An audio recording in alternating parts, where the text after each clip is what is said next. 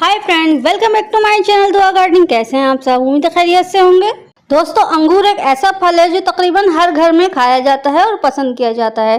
तो आज की वीडियो में मैं आपको बताने वाली हूँ कि अंगूर खाकर उसके बीजों से किस तरह हम घर में ही अंगूर के पौधे बना सकते हैं और गमलों में ही रहते हुए किस तरह फ्रूटिंग करते हैं, इनकी क्या टेक्निक होती है, इसकी प्रूनिंग किस तरह होती है, कंप्लीट इन्फॉर्मेशन देने वाली हूँ। और इसको पेस्ट कौन कौन से लगते हैं, किन किन चीज़ों से इनको बचाना चाहिए, तो आज की वीडियो में कंप्लीट इन्फॉर्मेशन मिलने वाली है।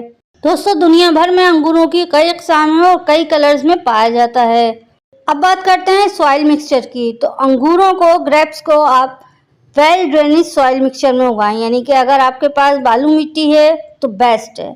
इसके अलावा अगर बालू मिट्टी नहीं है तो आपके पास जिस भी किस्म की मिट्टी हो उसमें थोड़ी सी रेत और थोड़ी सी कंपोस्ट यानी कि लीफ कंपोस्ट या फिर वर्मी कंपोस्ट सबसे बेस्ट है इसके लिए, ताकि वर्म अंदर अपना काम करते रहें और वो खाद खुद ब खुद बनाते रहें, तो इसके लिए बेस्ट है। इसके अलावा रूट सिस्टम की बात की जाए तो अंगूरों का यानी अंगूर की बेल का रूट सिस्टम बहुत स्ट्रॉन्ग होता है और इसको ज़्यादा जगह चाहिए होती है बनिस्बत आम पौधों के, क्योंकि ये जितनी ये रूट्स बढ़ाएगा उतनी ही ये ज़्यादा एनर्जी अपने अंदर सोख कर सकेगा और अपने अंगूरों को मीठा कर सकेगा। तो इसकी बेल की ये खासियत होती है कि इसको जितनी ज़्यादा बड़ी जगह देंगे आप, उतने ज़्यादा अच्छे अंगूर गुच्छों की शक्ल में आएंगे और ज़्यादा मीठे होंगे। अंगूरों की बीजों को या फिर मुनक्का के बीजों को लगाने के लिए जो गमले का साइज़ है वो बेस्ट जो है 6-7 इंच का जो मिट्टी का गमला होता है वो बेस्ट है।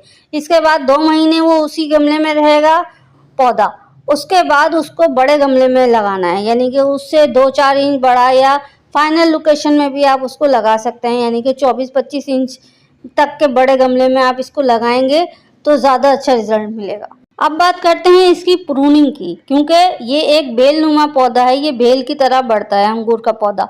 तो हमने इसकी प्रूनिंग कब और कैसे करनी है, सबसे इम्पोर्टेंट बात, जब भी हम घर में पौधा लगाते हैं, चाहे वो बीज से लगा हुआ हो चाहे वो कलम लाकर उससे लगाया हुआ हो, उसकी प्रूनिंग हमें 1 साल तक नहीं करनी। 1 साल तक हमें पौधे को बढ़ाना है।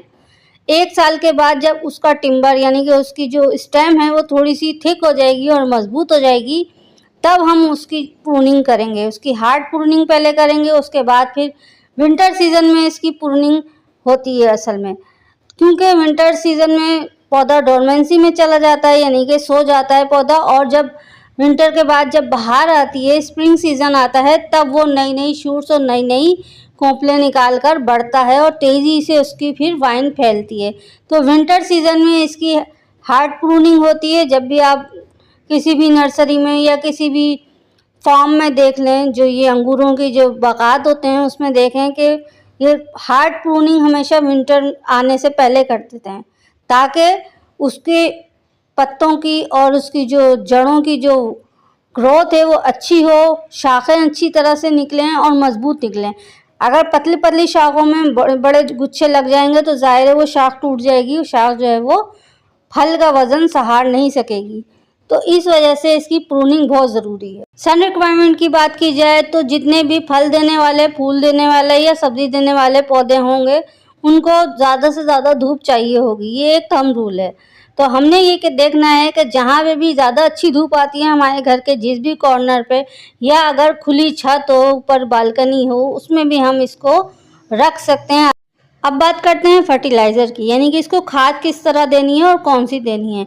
जब छोटे छोटे पौधे होते हैं, यानी हमने सीड लगाई हुई होती हैं अभी, तो उसमें हमने खाद लिक्विड बना के देनी है, यानी पानी वाली खाद देनी है। कोई सी भी खाद हो हमारे घर में, किसी भी किस्म की, लीफ कंपोस्ट हो, वर्मी कंपोस्ट हो, किचन वेस्ट कंपोस्ट हो, कोई सी भी कंपोस्ट हो, आप उसको 1 रात पानी में भिगा दें, जितने भी आपके पौधे हों उसके हिसाब से।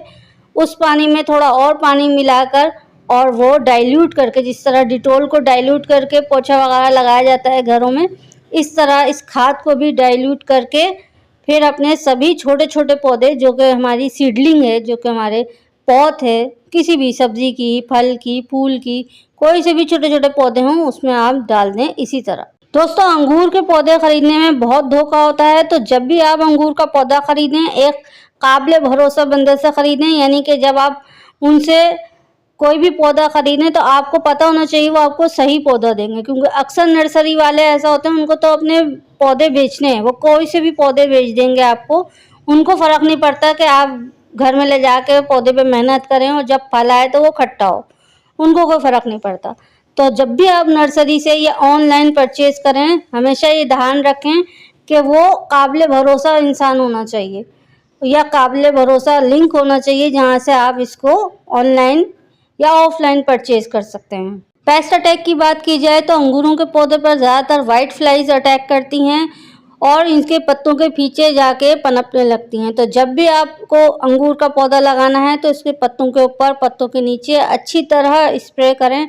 कोई भी अच्छी फंगिसाइड, नीम ऑयल स्प्रे या कुछ भी घर में नहीं है तो लहसुन और प्याज तो हर घर में होते हैं, तो लहसुन और प्याज के छिलके का पानी, यानी कि एक रात उन छिलकों को पानी में भिगा दें और वो पानी छानकर अपने सभी पौधों पर स्प्रे करें। हर तरफ से स्प्रे बोतल में डालें या फिर DIY बना लें, किसी भी खाली जो कोल्ड ड्रिंक्स की बोतल्स होती हैं उसमें ऊपर छेद करके सुई से, गर्म सुई से बारीक बारीक छेद करके आप DIY बोतल बना सकते हैं और उससे आपका स्प्रे बोतल भी सेफ रहेगी और ये बोतल ख़राब नहीं होती।